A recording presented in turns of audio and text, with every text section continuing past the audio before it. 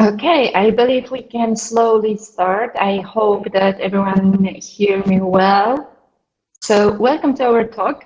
Today we're gonna talk about open source databases on Azure. So the presentation title is Beyond SQL Server, beyond, let me get straight to the slides. Open source databases on Azure. So my name is Alicja Kucharczyk. I'm working as Global Black Belt OSS Data Tech Specialist at Microsoft, and I'm basically Postgres specialist. If you would like to connect with me, please find like LinkedIn profile and then my Twitter account below. And I will be doing this talk together with my colleague Haider Raza. So handing over to you, Haider. Thank you very much, Alicia. I hope you can hear me okay. I do, at least. Yeah, okay. So hi, everyone. Welcome to SQLDay. I am Haider Raza. I'm a cloud solution architect at Microsoft. My area of expertise is around data. I have got more than 20 years of industry experience, mostly around data. My expertise is data strategy. I have worked quite a lot in the past on traditional data warehouse, ETL kind of application, and more recently now on modern data platform. And my new love or my new passion is open source databases. My LinkedIn link is there, and my email is there, so feel free to connect to me, ask any question related to this, or any other question related to data. Moving on to next one, maybe I think Alicia, you have to help me. It looks like I don't have control. If you could go to the next slide, please. Okay, so this is, let's start with love. Azure love open source. And the reason we have put together because we are talking about open source technologies today, but the general perception about Microsoft or Azure is that we are pretty much proprietary databases like SQL or Windows. That's what we are known of. Obviously, that's our core strength, but that's not true. We are also pretty much there in open source area. You must have seen Microsoft association with GitHub recently. You know the technology we support. For example, .NET, Databricks, Hadoop, etc. And last year, Microsoft has joined industry partner, create the open source security foundation called OpenSSF. It's a new cross-industry collaboration hosted at the Linux Foundation. Microsoft is also Open Chain 2.0 conformant. What does Open Chain, if you don't know, is kind of international standard for open source license compliance. And now we are talking about obviously open source databases. We will go in more detail, but we support at Azure multiple open source databases such as MySQL, Postgres, MariaDB, Redis, quite a lot of databases we support, and we will talk in detail about MySQL, Postgres, and MariaDB today. So let's move on to the next slide, Alicia. Thanks. So our approach, so Microsoft approach to open source have got these 4 elements in it. Our approach to open source starts with offering choices and flexibility to our customers, enabling them add value to their existing investment. So that's very, very important to make sure the customers add on to the value to the investment they have already made rather than giving them something completely new. We also provide business-driven, agile approach, bringing technology to market, embracing leading open source ecosystems such as Hadoop, Redis, and so on. We contribute to a lot to third-party projects such as Linux or Hadoop, or integrating our open source technology, or integrating open source technology in our ecosystem like an Azure, and we'll talk about those 3 databases I mentioned. But also like Docker, Okay, we release quite a lot of open source project. You must have heard about .NET Core, PowerShell, Roslyn, VS Code. So in short, we would like to make sure that we invest in open source technology, we embrace open source technology, we integrate our product in open source technology, and we contribute to open source technology. We enable customer to use open source technology to push fullest value and utilize the investment they have already made and build on top of that. So that's important to understand about our approach to open source.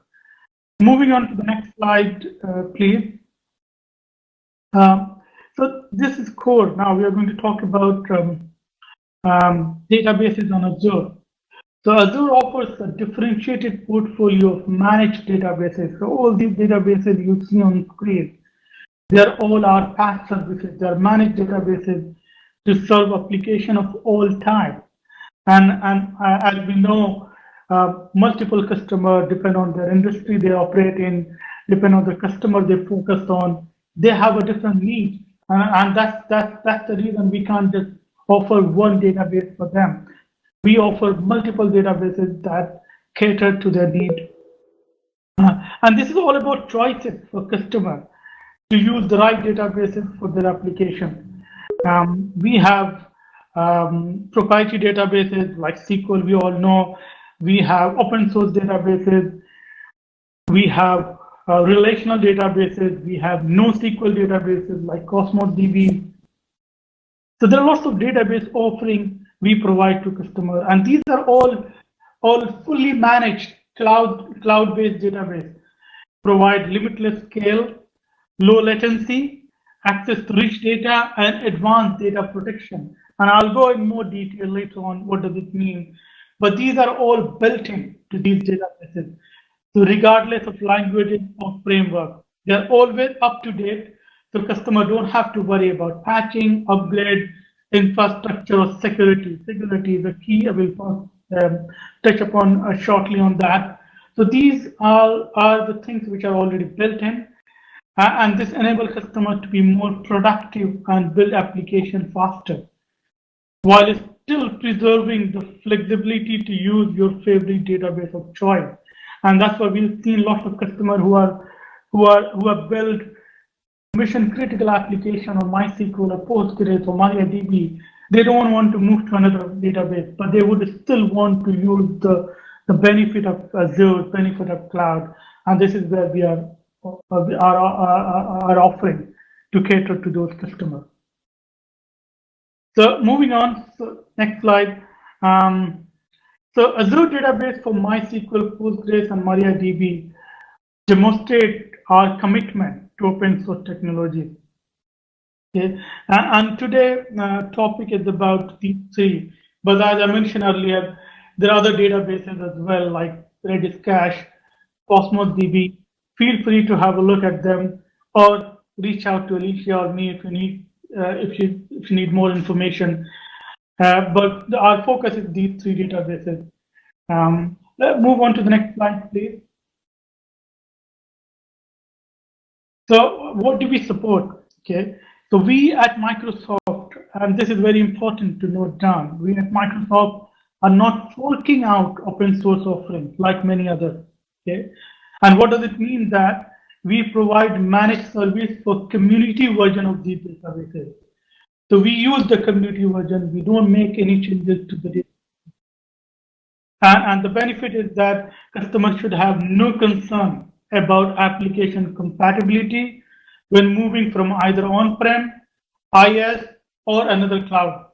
Okay, and that's very important, because customers they don't want to take a risk, or they don't want to make an effort to move to or make changes, because they are going to use the database on Azure. We would like to support exactly the same community version of the databases, so that they don't have to make any changes. We have listed out, you will see in the screen, we have listed out version of each database we support. We apply minor changes automatically, and we make major releases available as an offering. And that is important because we don't want to migrate automatically for major versions, because the customer will have some impact, of, in some cases major impact, and that's why the major version will be available for customers to migrate to later on, but minor versions are applied automatically. Next one, please. Please feel free to ask any question you have. Either you can ask now, or you can ask in the end. We are happy to answer any question. I think the screen has gone blank. Alicia, maybe you have to. I do see the presentation. I believe it's your network. Oh, okay. So you can see it. Okay, that's fine. As long as everybody sees, it's fine. In the screen, I hope you see that a common service fabric across the relational database platform. What does it mean? What does common service fabric mean? Okay, it means that we have a set of features. Okay, we have set of features like monitoring, like query insight, like agility, like HADR. All these things are common service fabric which we provide across all our databases we support. So we don't differentiate whether that database is a SQL database or database is an open source database. We provide a complete set of services which is common across all our databases offered. And if you look at the same diagram down, you see Azure storage. And what does it mean? All the database share the same compute. So you see the two lines, compute and storage. So all the database share the same compute and storage. So they have the same stability and reliability we are used to. And that's another important point, because the quality of service we provide, the compute, the storage, they are available for all the databases, whether you use a proprietary database like SQL or use open source database like MySQL or Postgres. That's same, and that means you will get the same benefit, same capability, same confidence, I would say. Okay, and on the left hand side you will see other services like Power BI, app services, data factory, machine learning. These are ability to integrate with the rest of those services is available again for all the databases, for open source databases, for our SQL database. You should be able to integrate to Power BI. Some customer wanted to generate report in Power BI, or you wanted to use ETL and use data factory, connect to the database like MySQL, Postgres, or SQL, you will get the same integration capability. Yeah, and I'm going to touch base on it slightly because Alicia will go in more detail. Some of the things, some of the benefits, although it said the benefit of no database for Postgres, but some of these benefits, especially under single server and flexible servers, are available for all three databases like MySQL and MariaDB as well. HyperScale is pretty much available for Postgres only. So we support open source tool and extensions such as PG Bouncer, MySQL Workbench, command line interface. They are all available for MySQL or Postgres, and these are the benefits we are talking about of these open source databases on Azure. We provide zone redundant, high availability, AI-powered performance optimization, capability to tune multiple server configuration parameters for fine-grained database optimization and tuning. And we have seen customers, they control lots of these parameters when they are on-prem, and we provide the same capability on Azure as well, so that they have more control. We provide advanced security monitoring, which will go in more detail in my latest slide. Postgres Hyperscale is a very special capability available only for Postgres, and that offering will allow you to scale with ease to hundreds of nodes with no app rewrite, and that's important because we have seen customers, they wanted to get the benefit of cloud. They wanted to scale out, but they don't want to rewrite the application. That's important, that they don't have to rewrite the whole application.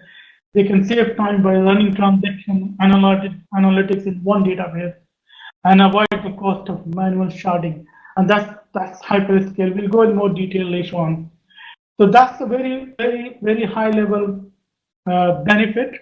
Alicia will go in next slide in more detail. What are the deployment options and some of the other features? And I'll come back to you in a minute. So handing over to you, Alicia.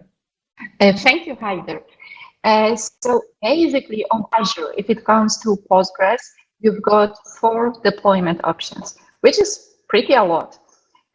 When it comes to MySQL or MariaDB, you've got 2. So as you see, we kind of do like Postgres a lot. So I'm not going into details to each one because each flavor has got some advantages and disadvantages, and each one, it fits to another workload. But basically, if you think about the single server, you can think of it as the most stable, most mature deployment option for Postgres. It's just Postgres instance, so normal Postgres server, but it's wrapped up with all the Azure goodies. Like Haider already mentioned, there is an integration within this service, like to other Azure services, like Azure Data Factory, like Azure Blob Storage, and a lot more. You've got also all the security features included. Haider will cover that later on. And the new deployment option, which is flexible server, which is currently in the preview, but it's gonna go GA really soon, like maybe next month, maybe in 2 months. It will give you a much more flexibility. And for those of you that do know Postgres, that could be really exciting to use. That will have PG Bouncer, so Postgres connection pooling puller included. So you don't have to install any additional programs on your VM and connect to the Postgres paths. That's gonna be just one slider that you can move and turn on the PG Bouncer. So that can make your Postgres instance be much more performant than just pure Postgres without the connection puller. And the hyperscale Citus, as Haider mentioned, that is something really rare. This is something really unique, I would say, because you probably know Postgres as just single server one, right? So you're installing the database and you've got a single instance. And actually hyperscale allows you to scale out your cluster, meaning that you are no longer limited with one VM on one machine that you are putting the server onto. You can scale out by adding additional nodes. It means that you are adding both compute memory and the storage, and you can scale your cluster even to terabytes, hundreds of terabytes of memory if you need it, and hundreds of the cores. And the brand new 4th deployment option, which is Azure Arc, which is actually not the topic of this talk, but basically Azure Arc allows you to deploy your Postgres everywhere. So even on-prem, on AWS, on GCP, so the Google Cloud. So basically, that's a very elastic solution. With all the Azure goodies, you can host your database everywhere. So what's unique about a single server? I believe that HA, so built-in HA, it's something that most of you would love, really love, because you don't have to set up another third-party tools. You don't have to set up anything. You've got the HA included, so it's out of the box. You are just creating single instance, and you don't have to worry that something will happen and your database will stop responding. It's completely automated. So as Haider mentioned, like we use the same service fabric that we use for other databases, even SQL Server, and the architecture of it is pretty the same. Like you've got the database engine in the container, which is connected to the storage, and the storage is always in 3 copies. So if anything would happen to the storage, there's automatic switch to another one. If anything would happen to the compute, then another one is a spin-off like within the seconds.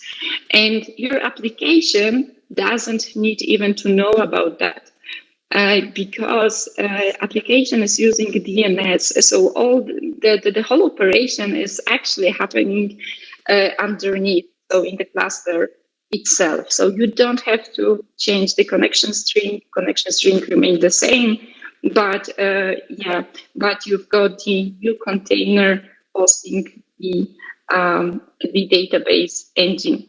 The same, of course, it's really similar mechanism when you want to scale up, not out, just up. So meaning you've got 2 vCores currently, but you decide to go with 4.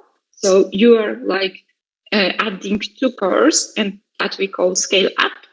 And the same mechanism actually occurs. So basically, we shut down the old container and spin up like the new container. So we've got like bigger one connected to the previous storage.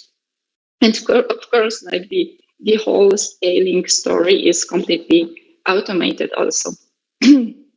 Another thing which is very important and very important for business, it's automated backup and restore. So you can choose that you want to, for instance, want to keep your backup in the same region as your database, or you can keep your backup in another region. So that would be a geo-redundant backup.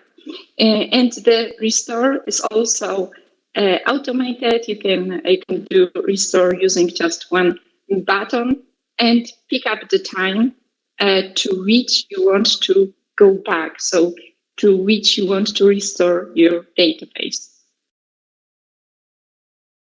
If you would like to or would need to scale out the reads, only the reads, you've got an option to set up to 5 read replicas, both for MySQL and Postgres. And you can use it, for instance, for the reporting. For Postgres, as for MySQL, we use native replication. So that's what engine gives us. For Postgres, it's like the native physical asynchronous replication. And it's also fully automated, the same as with backup. Okay, so basically on this slide, that was like the internal use case that I wanted to show you about the big database that we do have internally at Microsoft for the telemetry from all the Windows machines like all over the world. So each Windows machine has this option to send the telemetry, and we keep it like in one database. So you can imagine like this database is really huge. So currently it's more than 2 petabytes in size, and we do use Citus, so the hyperscale Postgres, to host this database, and it's doing pretty well. it's like for 75% of the queries, like the response time is in milliseconds. So as you see, like Postgres, the open source database can be really performant with huge amount of the data. And the hyperscale, it's not an option for each database. The first thing would be like, not each database needs to be like that scalable, right? Sometimes even you've got like 2 or 4 terabytes of database, but this is mostly for archiving, for instance, or it's just like rarely read, right? So you don't really need like multiple nodes to operate on. But there are, and like if you expect like really low latency, probably distributed databases, not only Citus, would not be your best choice.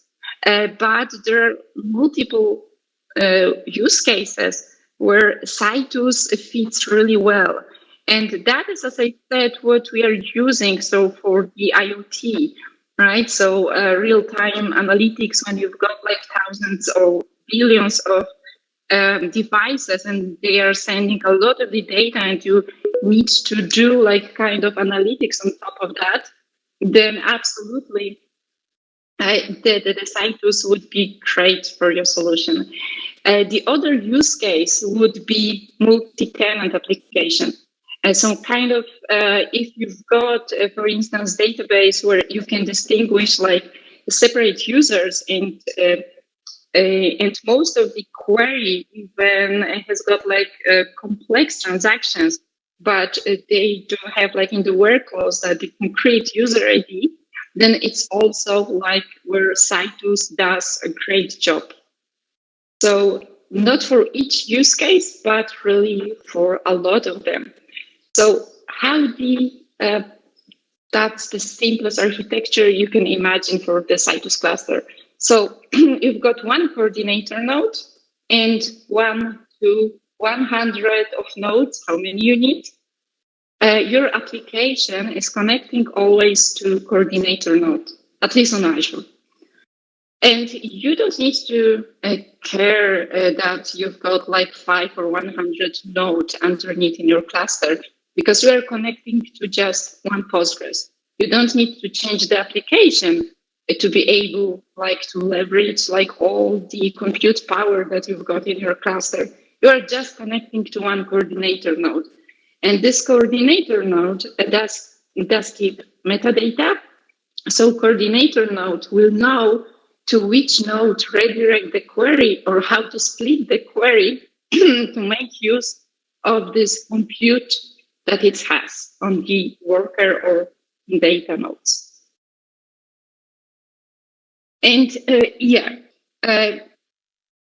this is the sharded database. So it means that if you've got like a huge table, let's say 10 terabytes of the table, sharding causing the table to be splitted in really small chunks. And then those chunks are placed onto the worker nodes. By default, that is split to 32 chunks, so shards. But you can change this number if you need. And you can even like do split your data further on. For instance, together with the partitioning, like the standard Postgres declarative partitioning, if you've got really big tables. But the single shard, you can think of it like the normal Postgres table. It's not like something that Citus guys like have created. It's not like separate product or something. It's just normal table, but it's connected together like with the metadata on the coordinator node. Okay, over to you, Haider. Thank you very much, Alicia. Okay, let me try to change my position just for a change so I can see more people. Okay, so I'm going to talk about some of the features which Alicia already mentioned, but I'll talk about especially security. But the features Alicia talked you through about high availability, scaling up and down on the fly, backup and restore. I'll talk monitoring in my subsequent slide, MySQL replication and Postgres replication, which Alicia already mentioned. And we'll talk about migration option as well towards the end. Moving on to the next slide, Alicia. Okay, so security is obviously the most important thing when it comes to building your application. We have at all these three databases security built in at 3 levels. First is the innermost, what we call is the built-in encryption at rest for data and backup. So this is important that when you have your data sitting on your database, but that's not the only database you have, because you take a backup of your database and the backup is sitting somewhere else. And that backup also needs to be secured. And for that, we have a built-in encryption that will allow you to encrypt your database at rest for both data within the database as well as data in the backup file. Then we have security at the middle, what we call middle, SSL connectivity, firewall rules, virtual network, and that would allow you to control how your data is being accessed. You are creating a virtual network across your data, making sure that the right application accessing your data, right people accessing your data.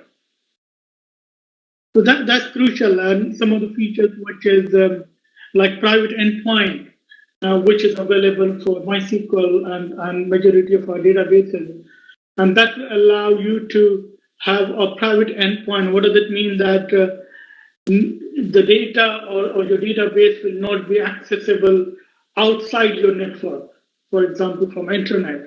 So you have data much more secure within your network. And finally, on top layer, we have authentication and threat detection. We have authentication obviously available for SQL authentication. We have authentication available for Azure Active Directory authentication. We have different way of authenticating your databases, making sure the right people access your database. We have inbuilt capability called threat detection, where maybe I don't have demo. Maybe I would have shown you if I had a demo, but that's the inbuilt capability where you would have you can set up at various levels, and when your database encounters any threat, like SQL injection or unauthorized access, it will alert you that database is being accessed in one of the unauthorized way. So that's the security is available at 3 different layers. So this one is about monitoring and alerting. We have built-in monitoring where you can set up different rules for monitor. You can set up alert so that you get a notification, automatic notification, and monitoring at various levels. For example, you want to monitor your database is reaching to a specific threshold, unauthorized access. You can set up a different level of monitoring, and you can set up an alert where you will be notified immediately if it hit that threshold. We also have something called Azure Monitor. I don't know whether you're aware of or not. Azure Monitor is another tool that will allow you to monitor not your just database, but monitor the rest of your Azure estate, for example, infrastructure, VM, etc. And you can integrate database monitoring with Azure Monitor. And that will allow you to have one place where you have getting monitoring, you have monitoring enabled for all your Azure estate. You can set up alert, and you can deep dive depending on where the alert came from. So you get a kind of one panel, one dashboard where you see all your data state, not just data state, but your infrastructure, your VM, etc. And depending on where the issue is, you can deep dive and go right into at a very detailed level. So that's again inbuilt feature, and that is part of our service fabric, and that means this is available for all our databases, irrespective of whether it's a proprietary database like SQL Server or open source database. So that's some of the features I've gone through. Feel free to ask any question. As I said earlier, our next slide, I'm going to talk about some of the use cases, some of the design pattern we see. So any question, please stop and ask. So this is a common workload patterns across all three open source databases, MySQL, Postgres, and MariaDB. First of all, we see lots of content management CMS application like WordPress, Joomla, Drupal, which are developed in PHP, are preferred to run on Azure Database for MySQL services. We have some of our customers like Flipkart, Bitnami, Union Bank of Philippines, RSS Security, MindGeek.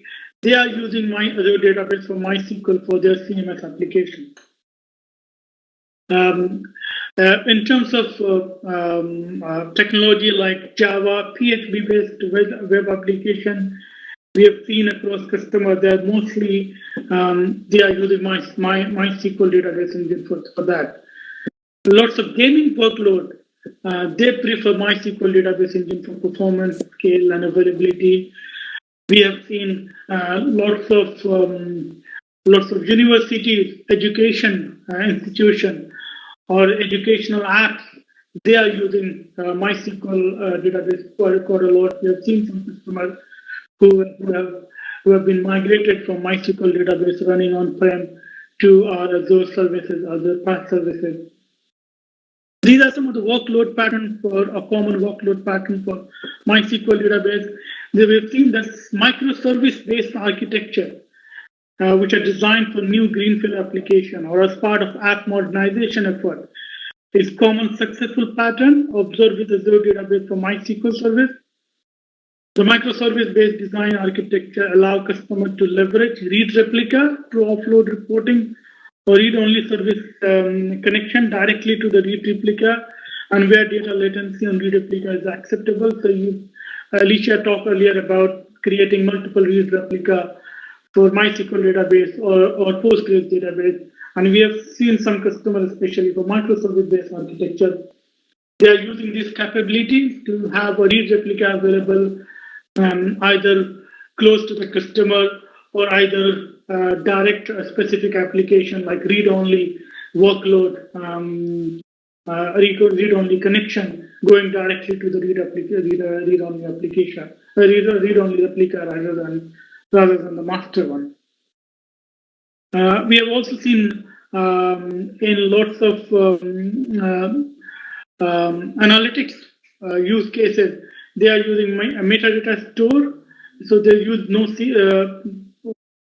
MySQL as a metadata store for NoSQL and analytical workload. Is another quite popular pattern we have seen. So, for example, they're using machine learning to build their application, train the model, get the result output, and they usually keep the result in MySQL in a consumable format, so that this is available for rest of the user. And again, they create a read replica where they can make it available for wider community, because when it comes to creating an output of a model, you don't need a huge user base, because once you have run the model, once you have output available, you want this output to be consumed by a wider community. And that's where they utilize or they leverage the capability of read-only replica. So in the previous slide, I was talking about mostly MySQL workload pattern. This one is more on Postgres workload pattern, and Alicia talked about hyperscale, where you can scale out, and we have seen customers where they would like to utilize this hyperscale capability, where they would like to build an application which is a kind of hybrid application for both transactional workload, where they're getting a lots of high volume transaction coming up, but they don't want to use another database or separate database for the analytical workload. They would like to avoid ETL, for example. They would like to keep the same database, but they use hyperscale, where they scale out, and when it comes to analytical or reporting need, they scale out and they use the same database without making any changes. And that's the core strength that we have seen lots of customers are using it. Postgres database, you must know that is very popular for geospatial apps. I think Netherlands, as I remember, they are using Postgres database on Azure, control all their traffic within Netherlands, as I remember. There are lots of other customers like Munich Ari, they are using Postgres.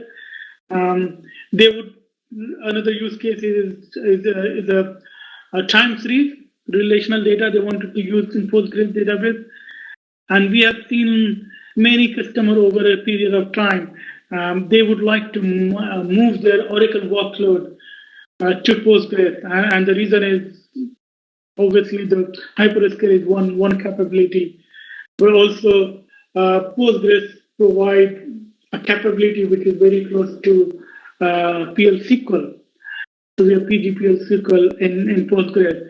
So we have seen lots of customers.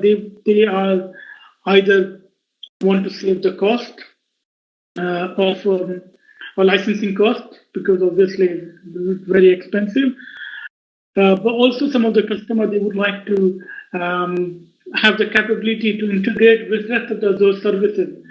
And obviously, when it comes to Oracle relational database, obviously it's great. But when it comes to non-relational data, when it comes to data coming in real time, when it comes to streaming data, Azure has got all the capability, and that's what they would like to use. They want to modernize their data estate, and that's the reason they would like to migrate their Oracle workload to Azure. This is quite a recent trend. I have been involved with some of the customers who would like to migrate their Oracle workload to Postgres. So that's another pattern we have seen. And I think this is my, I hope, final slide. This is an interesting use case or interesting case study. You have seen, obviously most of the people would know about HSBC, the multinational bank, and because it's a part of financial industry, the banking bank, they're part of very high regulated industry, and they chose MySQL database for the fast and secure payment transaction. So they built an app called PayMe app, and PayMe app had become very, very popular over a period of time. I think it was developed about 3 years ago, but it became really, really popular, and it is kind of peer-to-peer, allow people to send money to friends and family, and in a very easy way share money when they go out for dining or for drink, etc. Well, traditionally people use credit card to pay it, or credit card to if they have to send somebody or pay a bill or something like that. But the credit card is not the fastest way to make the payment, and it doesn't support when you want to transfer money to your friend. You want to do it very quickly. You don't want to wait for 2 days the payment to go through. PayMe, and that's why PayMe has become really, really popular. what they have seen, HSB have seen that 98% of their transactions are under millisecond. So it is really, really fast, and that's why it's become popular. They have over 2 million users which are using it. So they are using Azure Database for MySQL in their microservice architecture to store transaction and build a secure payment platform. They also run ETL jobs every 15 minutes with read replica for analytics. So read replica I was talking about earlier, and Alicia was also talking about earlier. And this is crucial for them because they would like to have multiple read replica available close to the customer. And most of the cases, they end up reading rather than writing to it. And that's what it makes it really scalable and very, very fast. They're using Azure Database to leverage that read replica. Again, security is key because of the banking and finance industry, and they use Azure Database for MySQL because they believe it's very secure. They have used it, they have tested it. And on top of that, they're using other capability. For example, they're using Azure Redis Cache. They are using Power BI. So they're using the rest of the Azure component as part of that. But the core application, the PayMe, core part of the PayMe application, they are using MySQL database as a data store. And that application is used 24 hours a day. Okay, so that's using a built-in high availability. They would also notice that during a special period, like during a festival period, the demand really goes up, and during that period, they are using our scale up, scale out capability, and that gives them the cost benefit as well, because they don't want to have a very large instance of MySQL database up and running. Obviously, that's going to be more expensive. So they wanted to make sure they have got the right size, but they can scale up and scale out as and when needed, and then scale in back. That's PayMe. There is a YouTube link. Maybe I'll put it later on. That's got a more detail about PayMe application. Please, as I said, please feel free to reach out to me or Alicia if you have any questions. Go to the next slide, please, Alicia. There are lots of links for additional resources. Please have a look at it. And the next slide, finally. Here we have created a kind of bite-sized video, snackable demo video, where you can have a look at the video. Obviously, it's much easier if you see something to understand. So we have created a video which you can have a look. We're talking about the benefit of our open source database, talking about some of the patterns we see.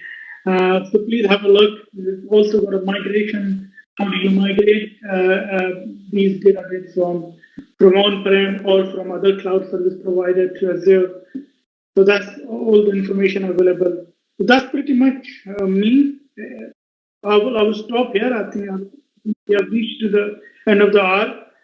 So if anybody has any question, please ask me or Alicia. Thank you very much. I mean, if you don't have any question now, it's fine. I can understand. But you can always email us, or you can always contact us through LinkedIn if you have any question. I'll try to reach as quickly as possible, or get back to you as quickly as possible. Over to you, Alicia. Yeah, so thank you for joining us today. And yeah, please contact us if you would have any questions. Thank you. Thank you. Yeah, I hope you found it useful. It is a complex topic, but Azure open source database is very, very popular, as we know. So I'm sure you will have questions later on.